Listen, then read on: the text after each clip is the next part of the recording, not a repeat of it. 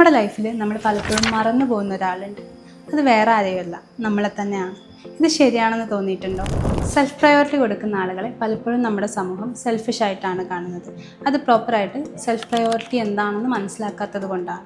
Simply പറയുകയാണെങ്കിൽ നമ്മൾ നമ്മുടെ മെൻ്റൽ ഹെൽത്തിനും ഫിസിക്കൽ ഹെൽത്തിനും പ്രോപ്പറായിട്ടുള്ളൊരു കെയർ കൊടുക്കുമ്പോൾ it's a big sign of self prioritising. എങ്ങനെ നമുക്ക് പ്രോപ്പറായി സെൽഫിനെ പ്രയോറിറ്റൈസ് ചെയ്യാം? First one is self care. നമ്മൾ നമ്മുടെ ഫിസിക്കൽ ഹെൽത്തിനെയും മെൻ്റൽ ഹെൽത്തിനെയും ടേക്ക് കെയർ ചെയ്യാം. Just like relaxation, exercise, proper diet and നമുക്ക് വേണ്ടി കുറച്ച് സമയം കണ്ടെത്തും. Second one is setting boundaries. പ്രോപ്പറായി നമ്മൾ ബൗണ്ടറി സെറ്റ് ചെയ്യും. ഒരു പരിധി വരെ നമുക്ക് ഇമോഷണൽ എക്സോഷനെ പ്രിവെൻറ്റ് ചെയ്യാൻ പറ്റും. Third one is having hobbies and goals. Hobbies നമ്മളെ ഒരു പരിധി വരെ എൻഗേജിങ് ആക്കാനും ക്രിയേറ്റീവ് ആവാനും ഹെൽപ്പ് ചെയ്യും. ആൻഡ് ഗോൾസ് ഉണ്ടാവുക എന്നുള്ളതും അത് അച്ചീവ് ചെയ്യാൻ വേണ്ടി ട്രൈ ചെയ്യുക എന്നുള്ളതും നമ്മൾ മോട്ടിവേറ്റഡ് ആയി കീപ്പ് ചെയ്യുകയും ചെയ്യും.